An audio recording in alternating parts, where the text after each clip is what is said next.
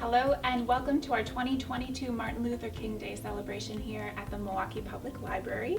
This is our second virtual Martin Luther King celebration and we have a beautiful program planned for you today. My name is Lauren and I will be sharing hosting duties with Amy and with Dave. Today's program will feature dance and musical performances by Kothi Dance Company and the Village Drum Company. Additionally, we will have members of Alpha Phi Alpha fraternity that will be asking MLK trivia questions throughout the program. We'll also see two discussion panels that highlight memories of personal experience with Dr. King and reflections of Milwaukee Black business owners, challenges that they face starting and operating a business in Milwaukee. Both of these panels will highlight the influence and legacy of Dr. King. We would like to thank the Library Director, Joan Johnson, as well as the Public Areas Manager for the branch libraries, Dr. Tammy Mays, and the Milwaukee Public Library Foundation for their leadership and support of this program. The inspiration for this year's celebration comes from a speech that Dr. King gave to high school students in 1967 called "What is Your Life's Blueprint?" In that speech, Dr. King referred to building a productive life by serving yourself and others. It also reflects the fact that a new King Library branch is currently in development. Let's turn to Library Director Joan Johnson for her reflections on our King Day celebration, as well as the future of the Martin Luther King Library. Afterwards, we will have words by Acting Mayor Cavalier Johnson, as well as Alderwoman Malele Coggs. Hello and welcome to Milwaukee Public Library 2022 Virtual Martin Luther King Jr. Day Celebration. I'm Joan Johnson, Library Director for Milwaukee Public Library. On this special day of honoring the legacy of Dr. King, we have a fun, inspiring, and educational program lined up for you today, from cultural performances to compelling personal experiences by community members who were fortunate enough to spend time with Dr. King himself. I'm using my time with you today to share updates about developments for your new Martin Luther King Jr. Branch Library. The library team is currently working with our architects at Moody Nolan to design a flagship branch library for this community. As part of this process, we really want to hear from you on what you'd like to see in your new branch. Please tell us your answers to a few questions. They are: if you could make or create anything you wanted while at your new branch, what would it be? How do you want to spend your time while you are in your new branch? What do you want to see in your new branch? Where is your favorite place to hang out in your neighborhood, and what do you like most about it? Please visit the King branch to share your suggestions or see our survey on the library's webpage. Also, look for us in the community when it's safe for us to meet you in person. We will publicize these community outreach events as they are scheduled. Thank you so much for your attention, and please enjoy today's celebration. Hi, I'm Mayor Cavalier Johnson. I'm happy that the Milwaukee Public Library has been able to continue its annual Martin Luther King Day celebration with virtual programming again this year. This event continues to be a wonderful opportunity for all of us to join together to remember Dr. King's legacy. The theme of Martin Luther King Day this year is, "What's your life's blueprint?" Dr. King asked this question of students at a Philadelphia school just months before his death. He emphasized that as students charted a plan for their lives, it was important that they keep in mind three basic things. They must know their worth. They must remain steadfast in their achievement of excellence, and they must commit fully to justice as well as nonviolence. How can we incorporate these principles in our lives today? During his lifetime, Dr. Martin Luther King Jr. worked alongside people of all ages, all races and backgrounds to encourage all Americans to work together to strengthen communities, to reduce poverty, and to acknowledge dignity and respect for all. After you hear the messages and powerful stories from the speakers here today, I want to challenge everyone to think about how to continue his work and his legacy. We all want to live in a world that Dr. King envisioned for us, a world of peace, of prosperity, and of hope. Be your own architect. Draw up the blueprint and build a strong foundation for your life. Make the best of your life, for yourself and for others. Greetings. I am Alderwoman Malele Coggs. I have both the honor and the pleasure of representing the 6th Automatic District. Thank you for joining us in celebration today of what would have been the 93rd birthday for Dr. Martin Luther King Jr. Today, as we reflect on Dr. King's life, on his works, on his vision for this nation, and his dream for its people, it is my hope that we take a moment to look within at each of the many ways that we each have the ability to help to further the fight for civil rights and social justice, while allowing Dr. King's life and light to be a guide or a blueprint as to how we each can affect change in our community and in this nation. The power we have to make this city and this world better is exemplified in the life of Dr. King, and it is his words that I will leave you with today. Be a bush if you can't be a tree.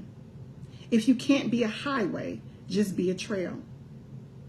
If you can't be a sun, be a star. For it isn't by size that you win or fail. Be the best at whatever you are. Peace and happy Dr. Martin Luther King Day. Hello, my name is Glenn, and I'm a proud member of Alpha Phi Alpha Fraternity Incorporated. Today's Martin Luther King Jr. Day trivia question is, Martin Luther King was the youngest to win what award? Was it A, the Nobel Peace Prize, B, the Pulitzer Prize, or C, the Academy Award? Post your answers in the comment section. Winners will be randomly selected in a drawing and will be notified through private message. Thank you. Have a good day. Hello, my name is Justin Goodrum, and I'm a proud member of Alpha Phi Alpha Fraternity Incorporated. Today's Martin Luther King Jr. Day trivia question is, what famous bus boycott did Martin Luther King Jr. help orchestrate? Was it the Nashville bus boycott, the Montgomery bus boycott, or the Atlanta bus boycott? Post your answers in the comment section. Winners will be randomly selected in the drawing and will be notified through private messages. Thank you. The Village Drum Company was founded in 2012 by Ryan Washington. Influenced by Coty and other dance companies, Village Drum Company's mission is to preserve and share West African culture through drum, dance, and mentoring. Today, they will be performing a ballet of dance from West Africa.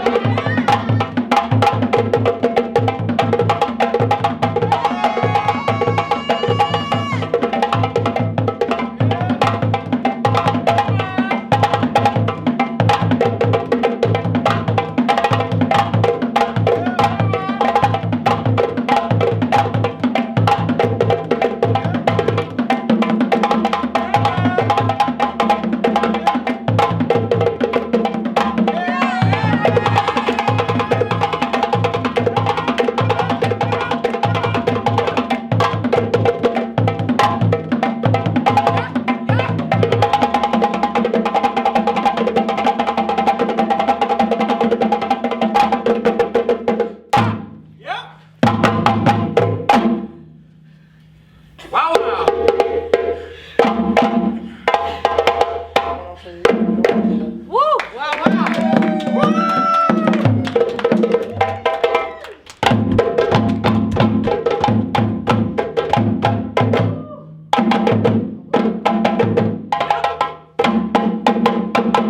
Thank you. Hello, my name is Terrell Freeman, President of the Delta Chi Lambda chapter of Alpha Phi Alpha Fraternity Incorporated.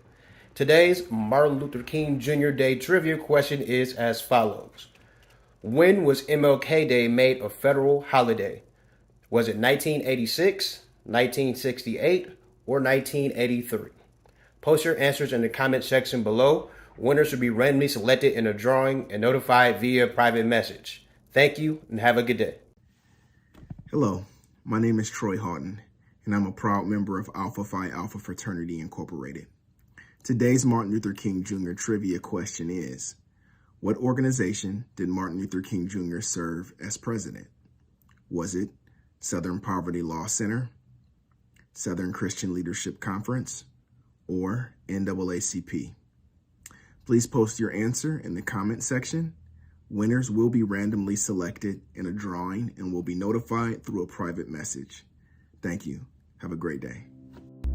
The Kothi Dance Company is Wisconsin's oldest African-American performing arts organization. It was founded in 1969 by Fern Calker. It focuses on presenting performing arts from the United States, the African continent, and the Caribbean. We welcome you to join us in celebrating the Kothi dancers.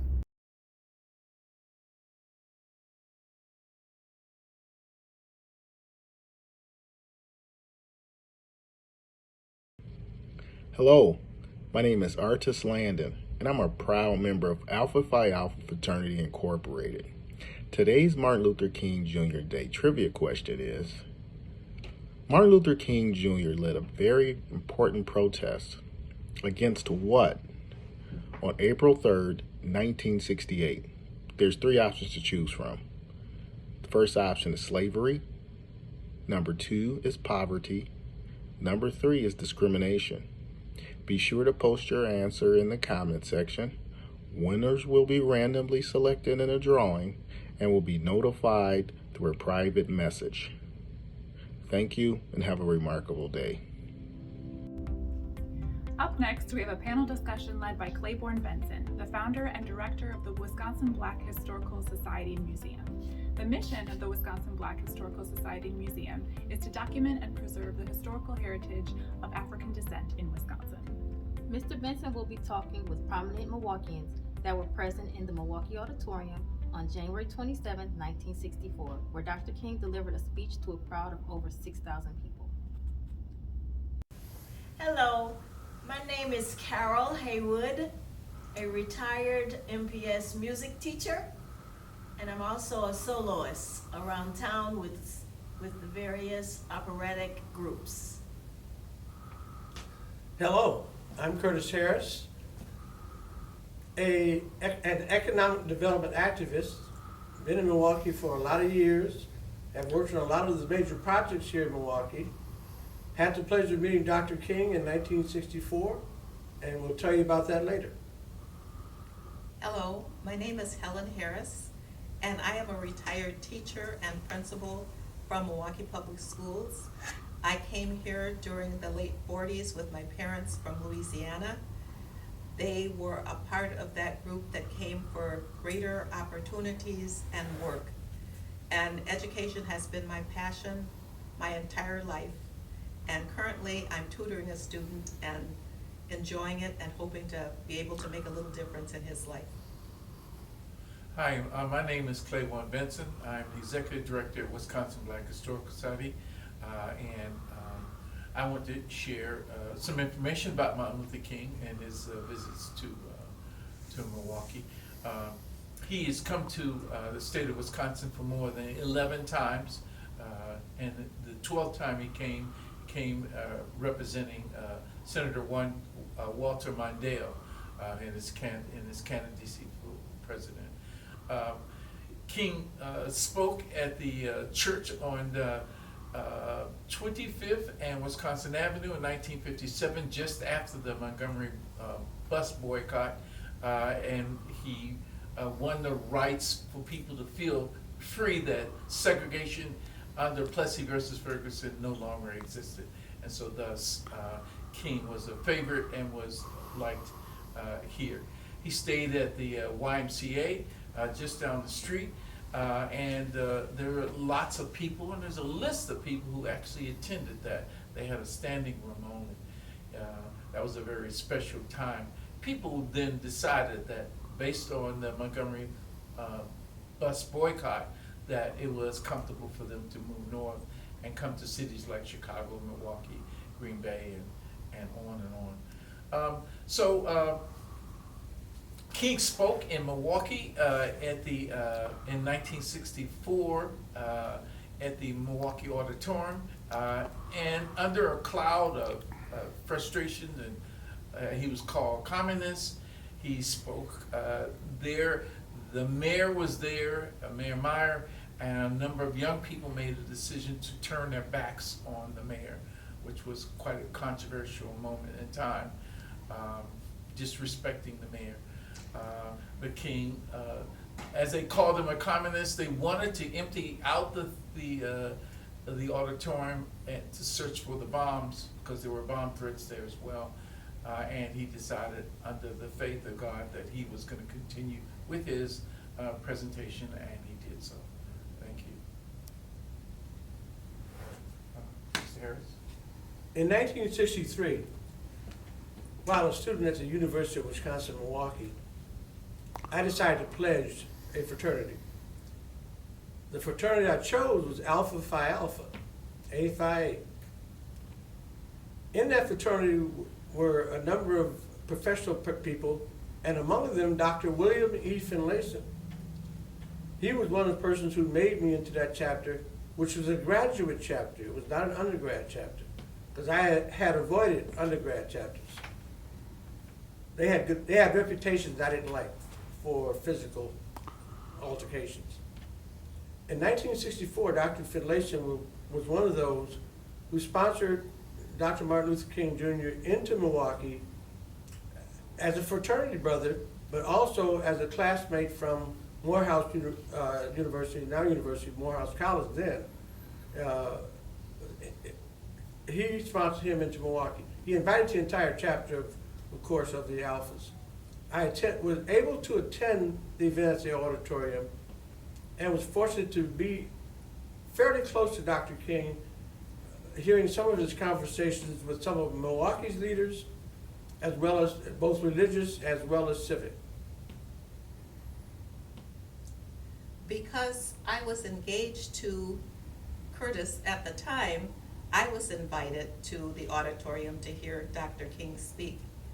And it was one of those moments that you never forget, because he had come to such prominence and he was such a committed and dedicated leader. He had just finished the March on Washington in '63, and so everybody knew this man, and it was just like being in the presence of history. He had such a presence and also a humility about him, a very humble person. But when he spoke, he didn't have to speak for hours. He was succinct, and every word he said, it seems like he had a message in the words that he said, things that you could remember. And one of those that I always remembered that he said, and in reading his works, the time is always right to do right, as a paraphrase. And it's something that I will never forget. It was an honor to be there and to be in the same spot with Dr. King. I was asked by Dr. William Finlayson to be a soloist before his speech, and they kept me backstage.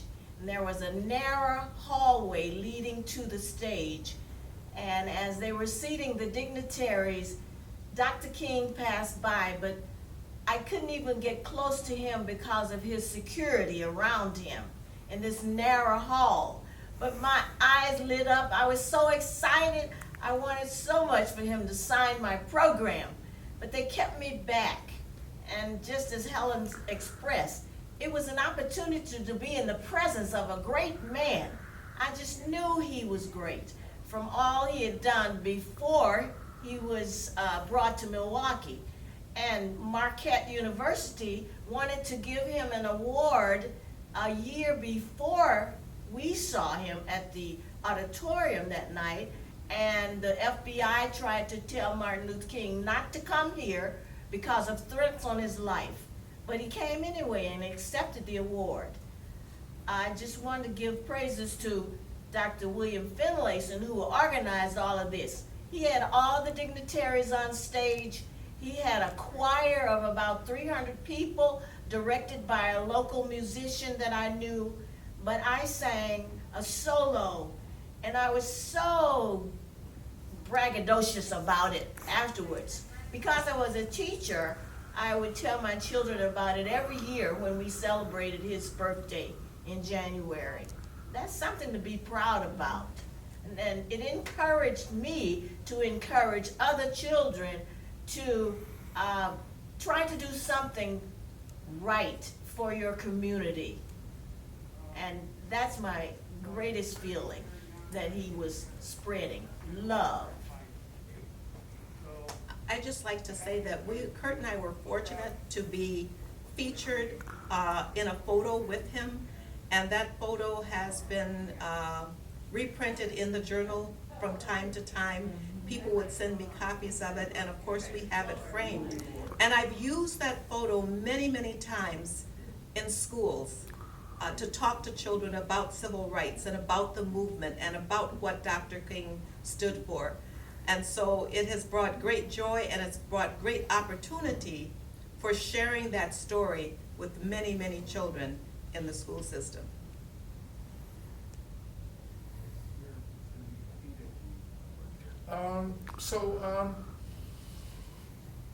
King has been known to visit a number of homes. Mrs. Audie Halliard, he visited her home when in his visits to Milwaukee and spent some time in her home.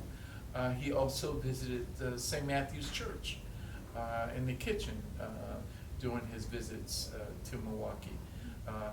One of his favorite cities is Racine. His family often goes to Racine, quiet, low-key, but he has friends. And Racine is the place where they put the first Martin Luther King statue up. There's another statue on Martin Luther King Drive now, but the first statue was put up in Racine because he has close friends.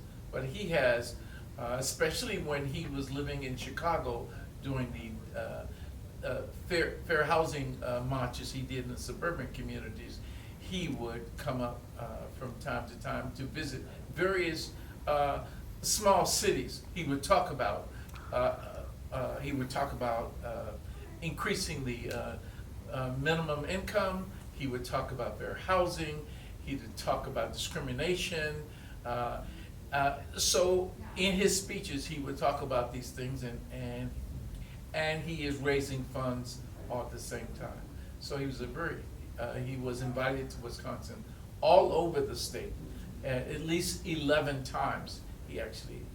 He comes 12 times, but the 11 times he comes, he's speaking about issues related to Madison. He speaks to all of these cities.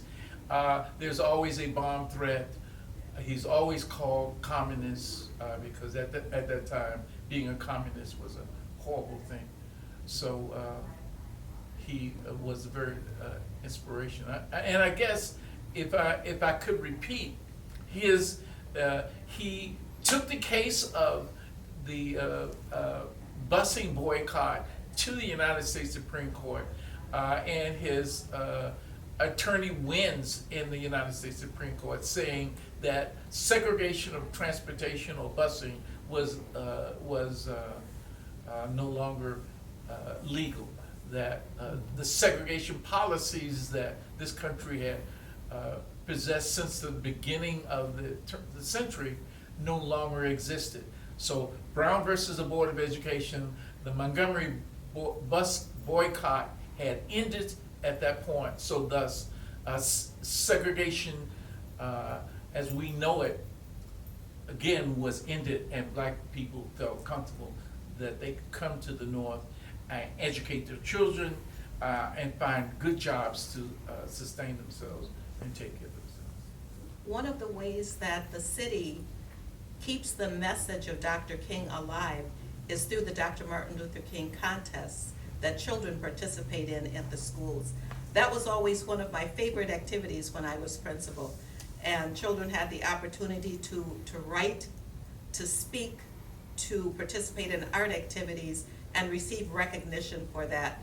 And I'm looking forward to seeing their writings in the newspapers and hearing their speeches if they're doing the contest this year. But we need to keep his message alive.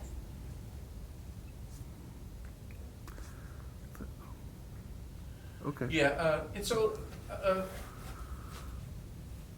when he spoke, I wasn't there. I was too young at the time. When he spoke at the auditorium, did any of you see the young people turn their back on the mayor? Because the mayor was not reviewed as being a good citizen of the city at that time. Anybody see that at all?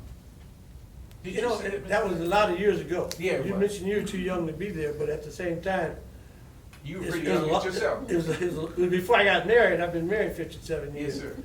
So I didn't pay attention to that necessarily Okay, because there's a certain excitement that overcomes you okay. when you're in the presence of a person that draws that much attention. Yes.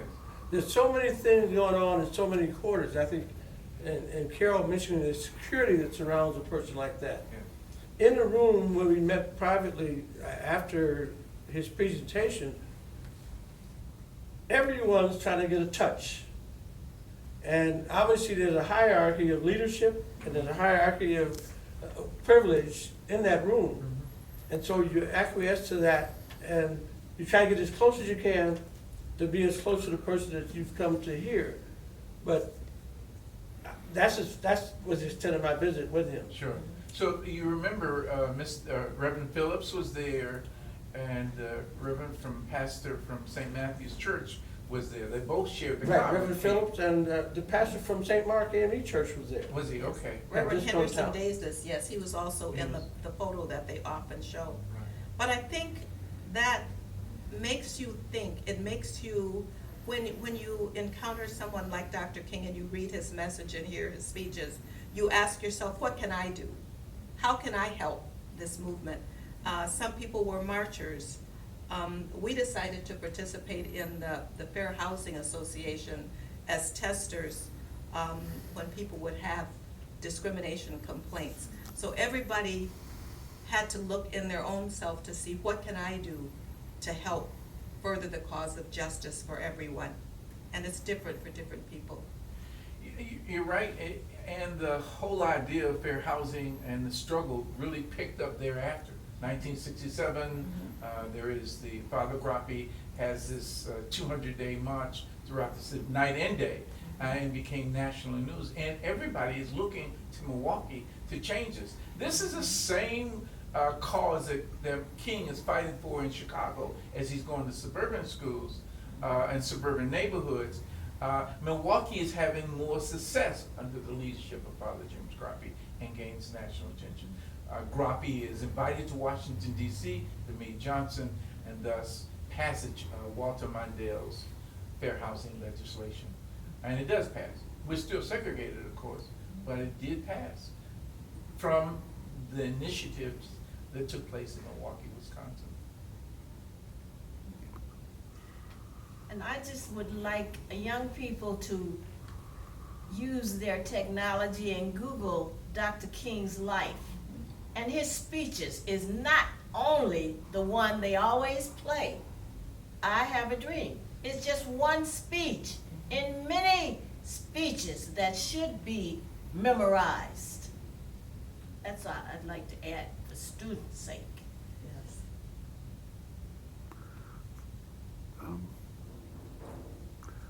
It's a time for all of us to reflect on where we are, where we've come from, and what still needs to be done, because the struggle is not over. there is so much that still needs to be done. And we all have to play a part in making sure that we have equality and justice for everyone. And right now that's kind of focusing on fair elections and what we can do to make sure that everyone has the opportunity to vote and that our elections are fair and that our democracy stands firm. So yes, King's visit still rings in the minds of young people and older people here in Milwaukee. So, although we passed the fair election bills and desegregation of the school systems and the fair housing legislation, it requires continued monitoring and continuing maintaining it, because it becomes obsolete and people don't pay attention to it. So we need to keep this alive and going well. Thank you. Did you pay attention to the MLK trivia questions throughout the program? Here are the answers. MLK was the youngest person to win what award? The answer is the Nobel Peace Prize at the age of 35. What famous bus boycott did MLK help orchestrate? The answer is the Montgomery bus boycott. When was MLK Day established as a national holiday? The answer is 1983. What organization did MLK serve as president? The answer is the Southern Christian Leadership Conference. MLK led a very important protest against what on April 3rd, 1968? The answer is poverty. Thanks to all of the Alpha Phi Alpha fraternity brothers who made up these questions and shared their videos with us. The Alphas have long been a vital part of MPL's MLK Day celebration, and we are so pleased to work with them again this year.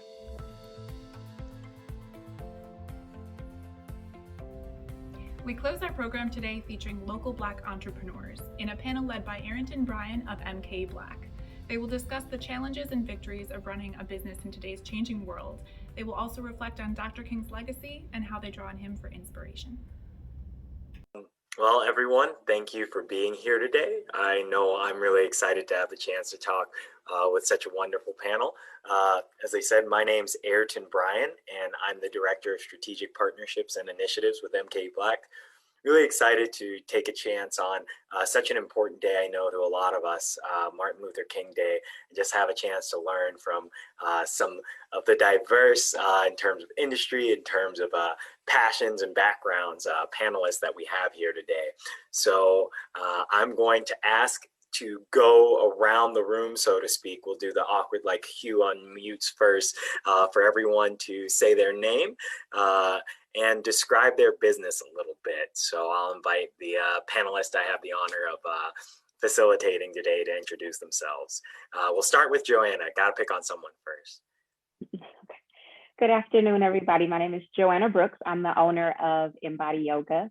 And Embody Yoga is a business that I started about almost 7 years ago now, with the mission to share the practice of yoga with people of color, specifically in the city of Milwaukee.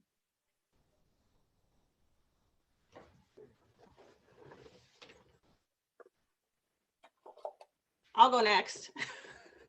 My name is Denaz Bailey. I'm the owner of Fine Vines for You. I'm an online clothing store. We have a presence on eBay. I'm also an Amazon influencer. And we have our own website. It's finevinesforyou.com. I started this back in 2011. So we have evolved to actually be a brand in itself. So this is something I'm very proud of and happy to share with everyone.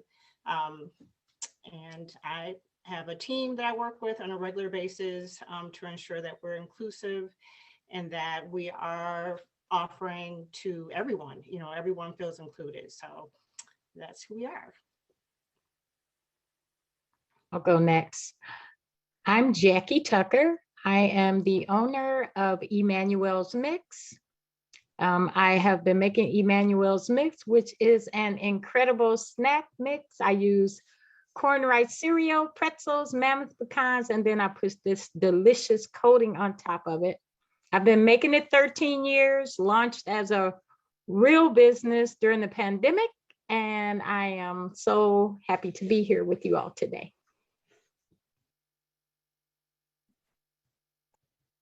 Hi, I guess I'll go next. My name is Renata Bunger, and I'm with the Northwest Side CDC.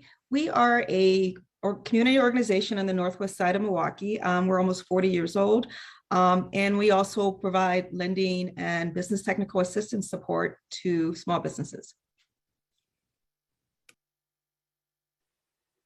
All right, I guess I'm up. My name is Deron Brown. I'm the owner and founder of Crumble's Confectionery, whiskey spiked whiskey gourmet cookie company. I officially launched this company, I think, 4 years ago. I started my first cookie company when I was 14, a freshman back in high school. And it's sort of all come full circle after doing investment banking and a bunch of other things. I seem to have come back to my first love, my first business, which is baking and cookies. So right now I just wholesale directly to outlets. I'm in the Journeyman Hotel, Total Wine, and Outpost. And we're just looking to grow and expand this year to scale up to be national. So it's been an exciting ride so far.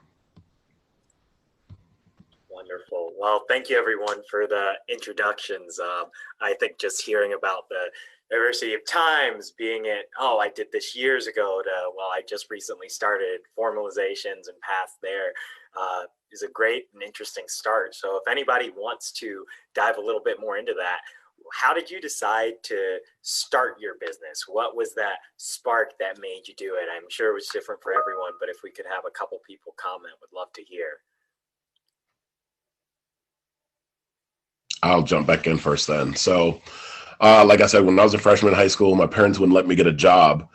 And I asked them if I could start my own company, and they just looked at me like, if you can figure out how to do that, knock yourself out. So one night I'm watching David Letterman. There's a 14-year-old girl who's got a national mail order cookie company. And I said, well, she can do it nationally. I can do it locally. I just didn't know how to bake. So it took 6 weeks for me to learn how to make a cookie that was my very own. And then I started doing it, spread it by word, started with locally in the church. It started to spread by word of mouth. I did it for 6-7 years. And then I went on to, work investment banking and have a real career. Not that my business wasn't a career, but had to put my college education to use. So I started working for myself. And then I think maybe like 8 years ago, a friend of mine was like, you should revisit cookies. And I didn't think we really needed another cookie. So I was like, sure, I'll think about it. And one day I was drinking a glass of whiskey and just wondered what would happen if you threw the whole glass of whiskey into your cookie dough. So I just dumped half a glass into this dough and added some toffee and a few other, spices. And that created the first cookie, the Hemingway whiskey and toffee. And so luckily I had a bunch of connections and just, let people try it, and just sort of spread by word of mouth again. And then it gained some traction. So the Balustrades, Sendik's own Balustrades, they were the first ones to really push me to create this company. So, and now I'm here talking to you guys. I know I will be walking to the Outpost in the neighborhood I live in a little bit later today, but did anyone else want to hop in and share?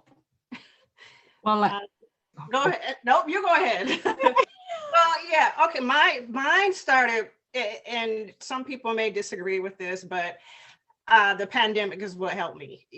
I had originally started my business, as I said earlier in my introduction, in 2011. Started on eBay, started selling clothes, things that were so out of style, so to speak, or just cleaning out my closet. I think I even threw in some of my son's stuff on eBay. Did that for a while, and then I focused on my career. So I didn't do anything for years. And so one day I'm laying in bed and I'm like, okay, we can't go anywhere. I just got over COVID because I did end up contracting COVID. And so I'm kind of in the dumps, like, what can I do that I like, that I think that I'm good at, to kind of bring myself up out of this. And I was talking to my mom, and she said, you need to start your business. She said, you need to get up. I said, right now? She was like, yes, you need to get up and you need to start your business. And so from there, I got populated the eBay store again because shopping is a vice for me.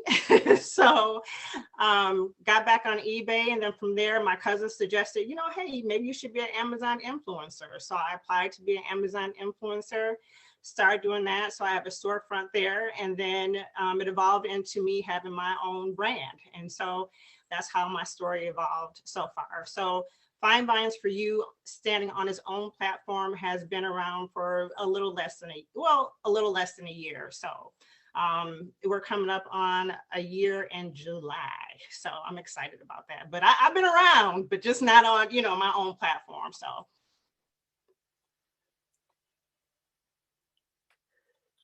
So actually, I started my business at the kitchen table for my son and his friends. Like, they were coming to my house after school and literally like locusts cleaning me out, like eating everything in sight. And so then I'm like, I'm going to think of something these guys can eat. And this is how I came up with the snack mix. And then I just sold it, friends, family, people always say it's so delicious. They really love it and everything. And then I started a daycare in my home. So I did that for 10 years straight. And so that's where the gap came in. And during the pandemic, a mentor of mine called me and she was literally like, so it's a good time. You think it's a good time to start this Emmanuel's Mix business? I'm like, really? It's a pandemic? Like, I'm like you, like, what? And she's like, yeah, I think you should do this. Now, she had said that to me once before, and then I just wasn't ready. But this time I had a lot of time on my hands. And so I said, I'm going to start and I'm not going to quit. I'm just going to keep going. And so I have just taken a lot of baby steps, but I've made tremendous progress in this process. Last summer was huge for us. We were at the Deer District Market, and then we were invited to be on the club level of the Pfizer Forum. I'm part of Coogee Chocolate Producers Cooperative. And right now I am long-term planning to do Wisconsin State Fair because I was invited by the fair to come there. And so I'm like really excited, and it has just been a wonderful journey. Yes.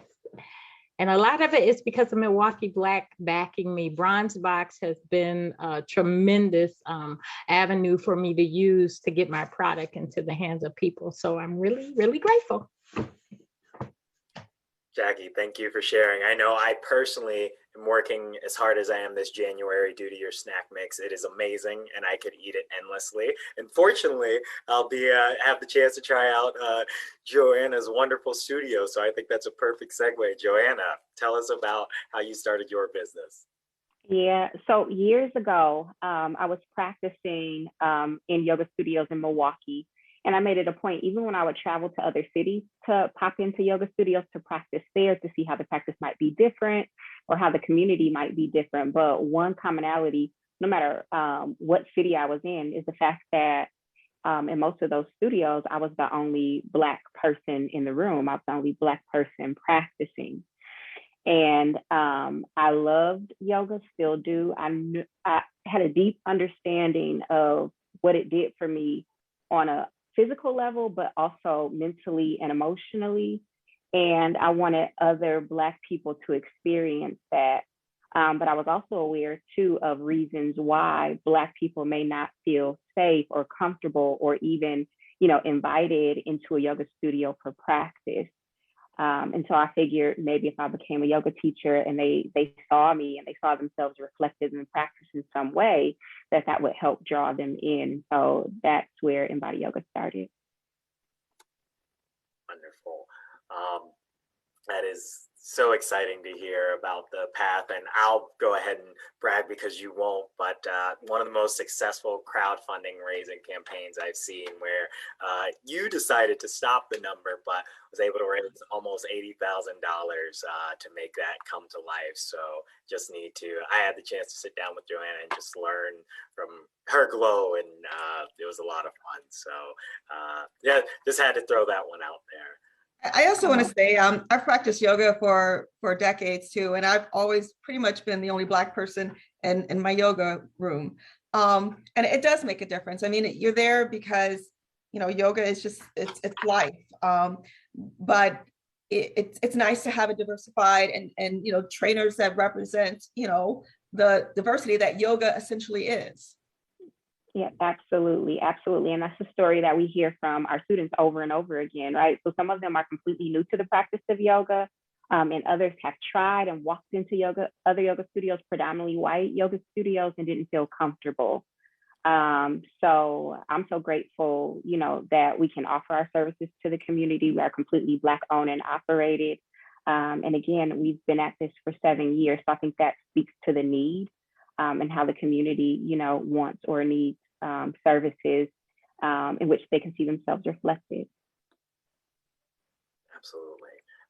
That ability to reflect and see yourself in a space often can be a ticket to be welcome, be invited in, whether it's in making snacks, it's in influencing in a digital platform, it's having a physical space. And all of you have shared some of your paths to success. And I'm just wondering, what hurdles and what are some of the challenges you face? But to add a spin to that, how have you used those hurdles and challenges to, again, be reinvigorated towards success? I think that's an important difference in that you can often see the challenges and let them become barriers. But I would love to, I think that we all love to hear how you've been able to make those successes and reinvigorate or even pivot as you go forward. To the whole panel, so anyone jump in. All right.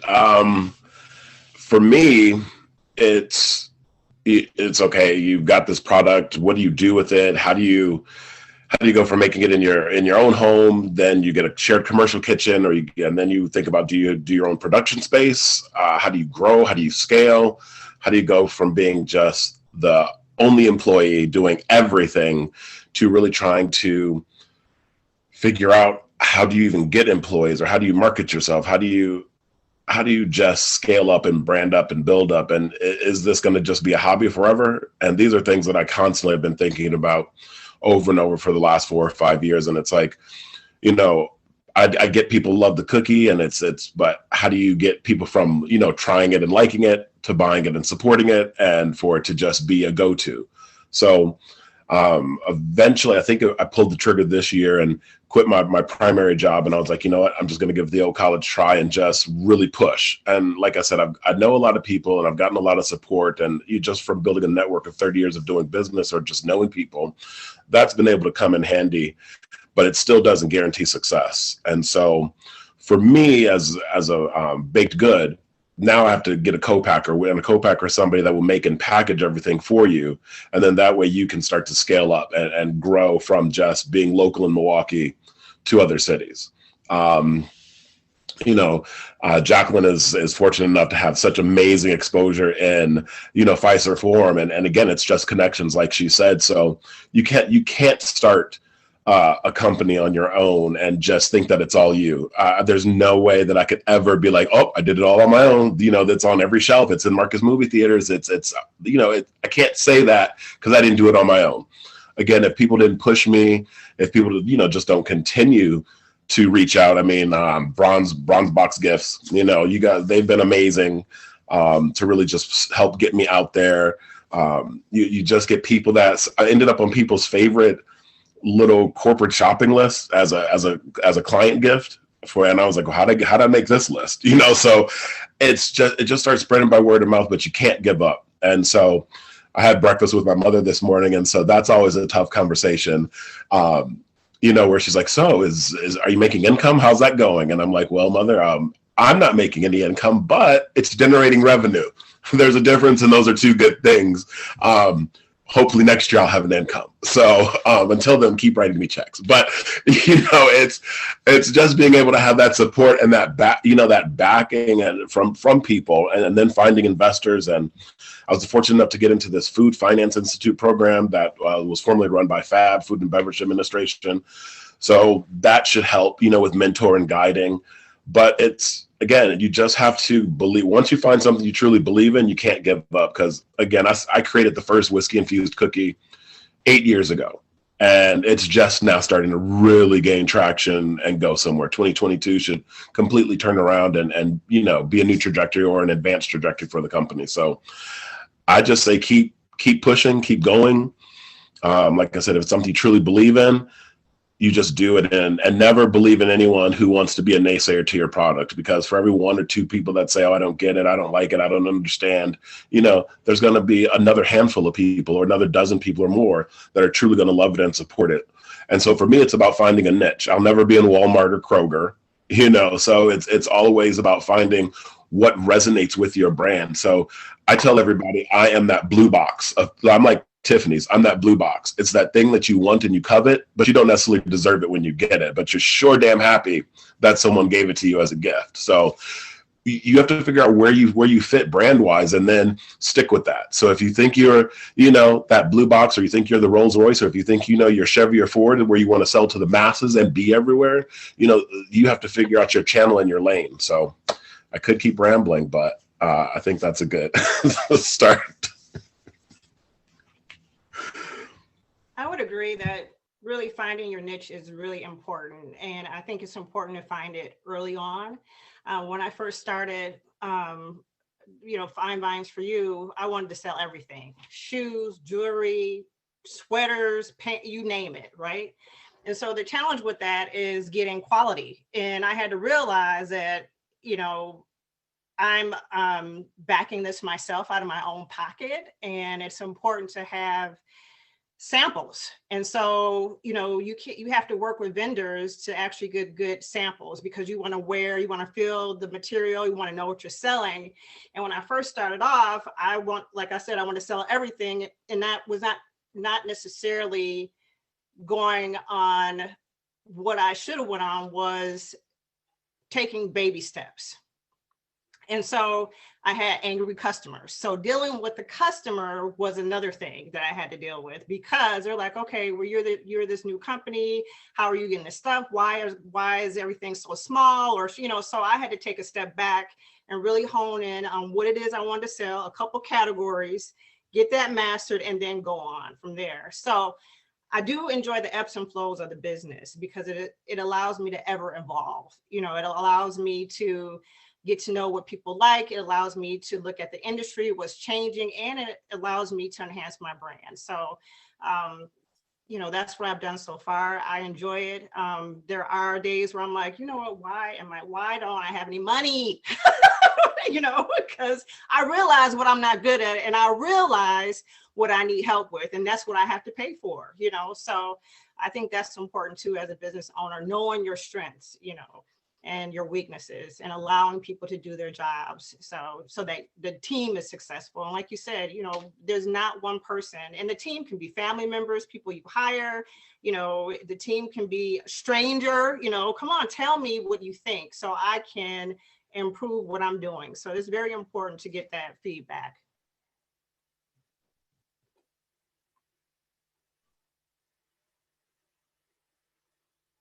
I can hop in next.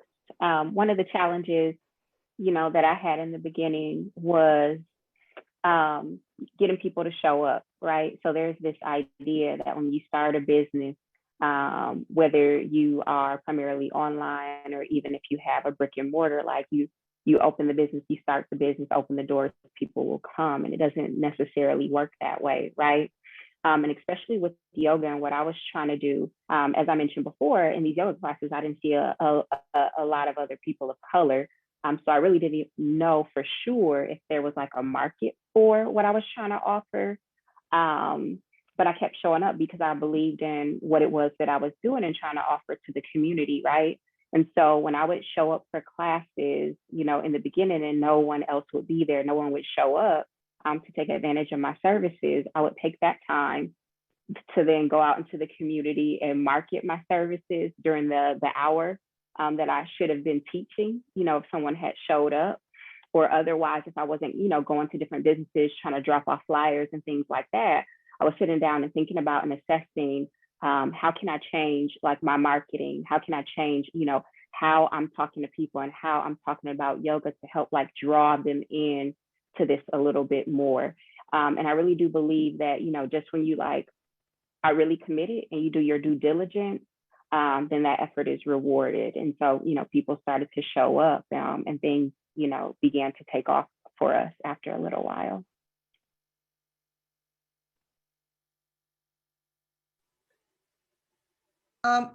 I just want to say that as Northwest Side CDC is primarily an organization, but you know we also work with small businesses, and you know we also do loans. And when you know the businesses that we support are working with, we see like strong commitment. You know, the panel right here, very committed. You know, they're bringing their life experience into their business to like take it to that next level. A clear, clean message, which I see from all you guys, which is so wonderful. And that it seems like everyone knows their numbers, you know. I mean, you know, I have money, I don't have money. And I think the cool part is that, you know, when we see, you know, entrepreneurs who start projecting, okay, at what point will I start having cash flow so that, yes, this is a real job, I've reached that point. But I think it starts with passion, and that passion, you know, transfers so that, you know, our team, that you know, we like to support businesses with passion and drive. Certainly. That passion is what enables us to go forward in any regard, let alone as an entrepreneur. Not, like you said, revenue is different than the money in the bank for yourself, but being able to keep that energy and keep that vision going is so important. And to bring it back to some of what we're celebrating and honoring today, I wanted to ask everyone, how does Dr. King's legacy impact your business and you personally? And at this point, can you even separate the two? I mean, you're the person behind your business. So understanding the context of that is, I think, something that we would all be really excited to hear about. And we'll start with Jackie. I'm going back to picking on people. So when I think of Dr. King and his legacy, I think he was a man of great faith and great vision and consistency. I think about all the opposition and the fear and the, you know, everything that he came up against, and he just still had to stay the course. And so I kind of take from that, I'm a kind of stay the course person, and I am a person of great faith. So my vision, like his, is important, and I use that to empower the lives of children. So I love making Emmanuel's Mix. That's my passion. I just love it. I love the way it smells. I love the sound of it, everything.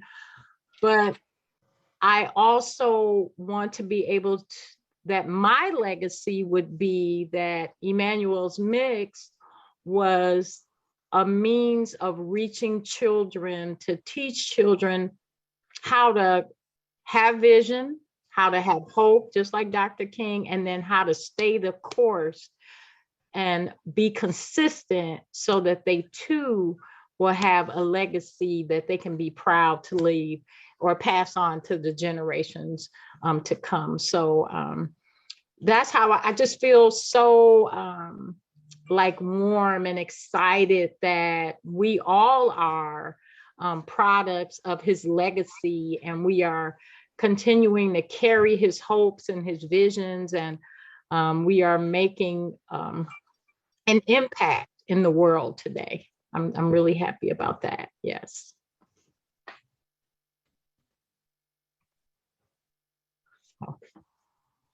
Okay. Jackie, would love to hear anyone, your thoughts on that. For me, I mean, I realize that, you know, we're standing on the shoulders of giants. You know?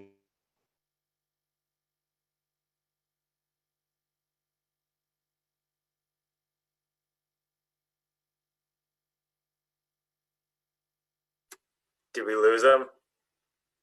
So. Oh, no. I think we may have, but I can jump. Oh, I think he's back. All right. So, you know, it's for me, I just get up every day and I just have to push. It's just not easy, being a Black entrepreneur and just thinking, just because you've got this product that they're going to come. And, but just thinking back to all the entrepreneurs before me or all the civil rights activists before me, that helped make this moment possible. I just think it's so humbling. Every day I get up and I'm thankful. I'm thankful for the people that paved this way. I mean, we're barely 100 years from slavery. And most people, today's generation, Gen Z, and millennials don't really realize that, slavery, was just still a stone's throw away. And so just to realize the accomplishments, the strides that we've made because of people like Dr. Martin Luther King or Malcolm X and all these other great people, Harriet Tubman, just people. And I always try to give back. Everything that I do, I want to be able to reach at least one other person. If someone needs to be pulled up, I'm going to help pull them up. And that's one thing that I'm definitely learning as an entrepreneur and as a businessman. I didn't get here alone, so the next person can't get there on their own either. So if I can reach back and if I can teach someone, if I can help someone out, make connections, give free advice, I'm more than happy to do it. People are giving me a free chance all the time. So I don't think I have to always charge somebody or, be like, well, you know what, I'll teach you the game if you pay me. It's freely given, freely give it. And so that's where I am with this. Hop in briefly. Don't want to steal anyone else's time, but I love that message around giving freely where you have this grace and space to, because that's really how we develop some of the social capital. But I'll hop back out because I know everyone has more interesting stuff to say. I started Embody Yoga while I was working full time at a local university here in Milwaukee. And I was working in diversity and inclusion and multicultural programming. So I was in charge of creating and leading a civil rights pilgrimage. And so that required me to do like a deep dive into the work that Dr. Martin Luther King had done, and then also a lot of other Black freedom fighters, right? And my goal in leading that particular experience was to tie it to present, right? So as I'm doing this deep dive and doing all of this research, one thing that really stuck out to me is how much a struggle, how much Black people have endured in their time here in the United States. And so not specific to King's legacy necessarily, but just understanding what all Black people have gone through in this country. In building Embody Yoga, I think I was like motivated to make sure that, Black people and people of color had access to wellness, right? Because we know like the daily effects of experiencing racism and microaggressions affects us, right, on many levels and impacts our health. So making sure that through yoga, they have access to wellness. And then also that we have the right to like seek out and claim joy too, in the process. So that was really important for me. And that's something that I kind of draw from Dr. King's legacy and the legacy of other Black freedom fighters.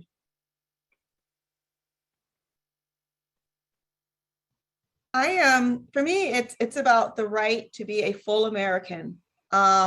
Access to where I want to live, where I want to go. If I want to live in a rural community, I can live in a rural community. I have that right.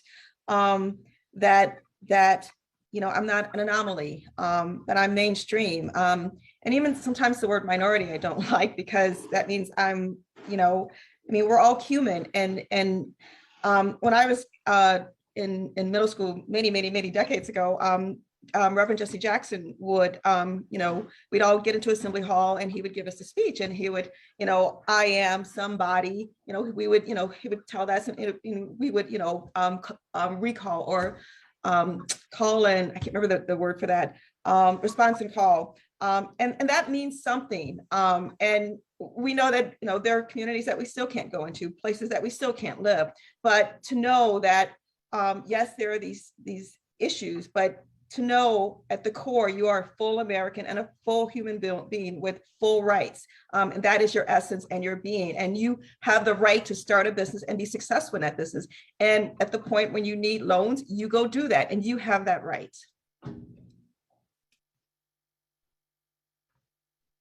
One of the things that I just wanted to kind of touch on that Joanna had mentioned with the wellness and the mental health aspect, I think just what Joanna's doing, and I will be at that yoga studio because I'm glad to have found a Black yoga tribe. Let me tell you that.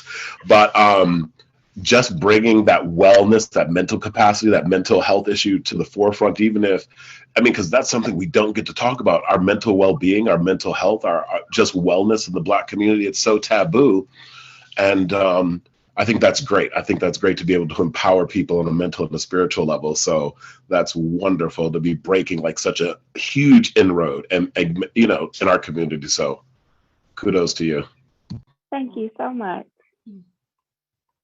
For me, it's really important for my brand to be inclusive and kind to women. So there's so many,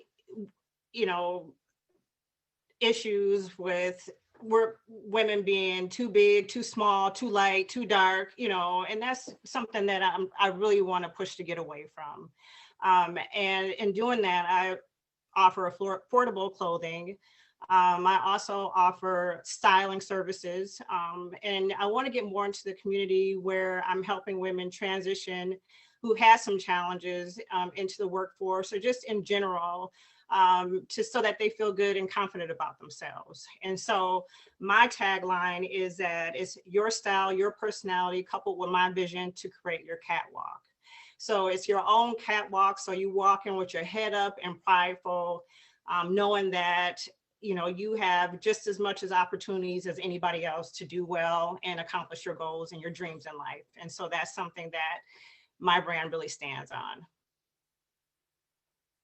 That's wonderful. Thank you, everyone, for sharing those. I think so impactful and powerful in so many different ways, and seeing how Dr. King's legacy speaks to you and how you've even taken that a step further, built it into your legacy and what you're doing, really made it your own, and really adopting some of those principles and the ones that resonated the deepest with you. I want to point everyone to the chat to say that I know one of the best ways to support these wonderful business owners is supporting them somewhat out loud and socially.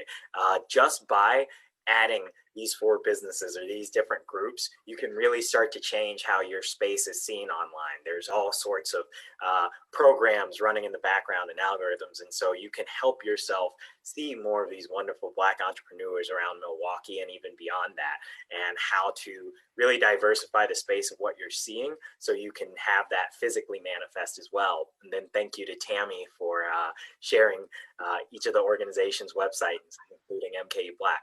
Now, to end and wrap up, I'd love to do a little bit of something more freeform and freestyle.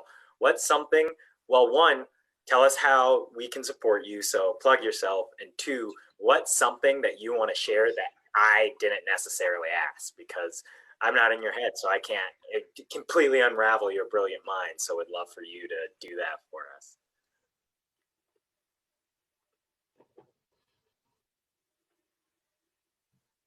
Good question. Do we have time to think? Well, I'll start off. I would say, like, when we look to work with businesses, have a clear vision. Help people, you may know your business in detail, but if there's some way, visual or words that could make it easy for us to get it and run with it and figure out ways that, tell us what you need in terms of business technical assistance and resources, because as a lender and as a community organization, we look to you guys to help define how we meet our mission and what we do and what we focus on. I think that's great. Renata, I'm Duran. Willie wanted me to say hello personally to you. But what I say, don't be afraid to fail. You're going to have some hits. You're going to have some misses.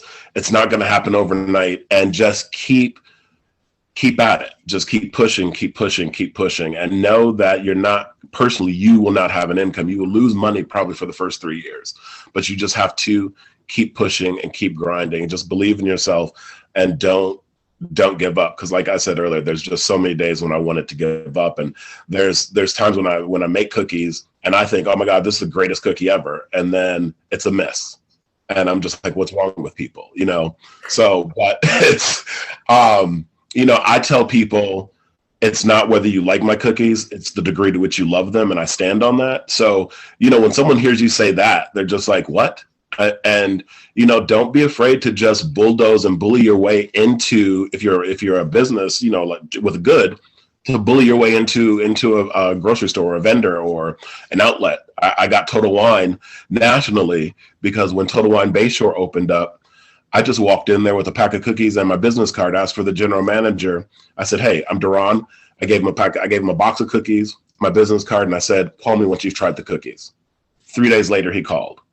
And so, that it's when your product just can speak for itself, or your brand can begin to speak for itself, that begins to speak volumes. So, you just have to be out there pounding the pavement, shaking hands and kissing babies. I mean, you really do become your own ambassador. You're like the mayor of Happy Town when you're out there trying to start up a company. So, just keep at it. Go do some yoga, and that might help spark something up. But hey guys, you just got to push. You've got to push. If you believe in your brand, it definitely will happen. I felt like that was an invite for me to go next. You can support Embody Yoga by taking a class with us. We understand it's another COVID surge right now, so we offer classes both in person and virtually, so you can participate from the comfort of your home. And then I also invite you to follow me on social media, Embody Yoga MKE, on Facebook and Instagram. I'm in the process of opening a wellness center that will cater to Black women and women in the greater Milwaukee area. So Embody Yoga will be a part of that, but we'll also have massage and other wellness services, including therapy and counseling, to benefit the community. So please stay connected so you can get that information when we open. We're slated to open late spring, maybe early summer at this point.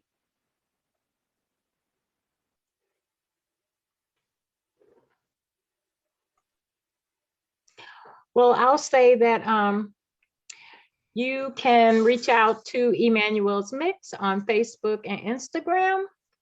But also, I want to say you can also find Emmanuel's Mix in Bronze Box, which is a collaboration of businesses. Also at Kuji Chakalia at the Sherman Phoenix, which is a collaboration of businesses, and also in Minnesota Black Box. So although we are honored or very happy to be out here in this arena, we constantly want to partner with others to make up an impact in their business, because I just believe, like, when you lift somebody up, you're lifted. And so, yeah, I say go to my website, emmanuelsmix.com. I'm always doing newbie reviews, so I would totally be loving that you would get a bag, and then send me your review, especially the guy with the whiskey cookie. And but yeah, I am just collaboration on the way. there will be a collaboration, yes. Yes, and but I just really appreciate everybody here. I learned a lot. I'm just grateful to be a part of such an awesome event on such an awesome day of celebration for such a great man. And yeah, I look forward to seeing you all in the marketplace. And I pray your businesses are all blessed. Thank you. I'll go next. Fine Vibes for You is on all social media platforms. So we're on Facebook, Instagram, TikTok, and what else? Twitter. So we are communicators. We are also doing pop-ups this spring. Depending on the way COVID goes, we'll likely start virtual and see how that goes. So look out for those types of events. And then even be invited to this is just huge.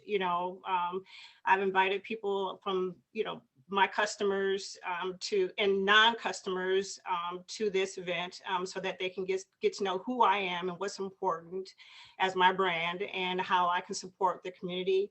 And them watching this is one thing that helps support my business, because it's just not me, so also just make sure that we keep in connections with each other, continue to have these type of forums. So I'm big on that. So that's it. Wonderful. Well, everyone, thank you again for being here. I learned so much, and just seeing the connections that can be created. Again, I'll be waiting for the whiskey cookie manuals mix, and then go work it off with at the yoga studio, and then tell an awesome woman I know to buy clothes. I can't help you as directly. I can get something for my sister. So I can style her. Yeah, I could use that. My peak is like t-shirts, so styling I can reach out about anytime. Got you. Wonderful. Thank you everyone for your attendance and dynamics. I know I'll be reaching out to some of the different people on this panel as well, and look forward to staying in touch and keeping to build community in the way that Dr. King would have wanted us to. Thank you.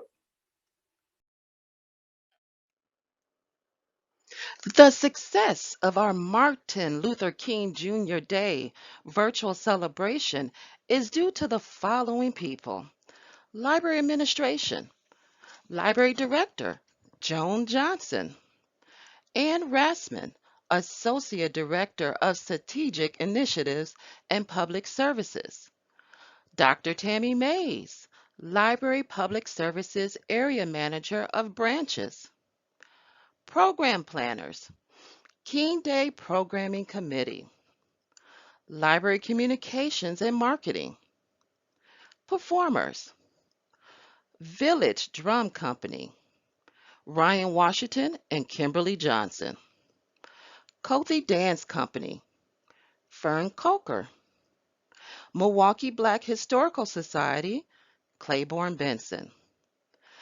Panelists, Carol Haywood, Kirk Harris, Helen Harris. MKE Black, Arton Bryan. Entrepreneurs, Duran Brown, Jacqueline Tucker, Renata Bunger, Denaz Bailey, Joanna Brooks. Thank you again, everyone. We'd also like to extend a very special thank you to the Milwaukee Public Library Foundation.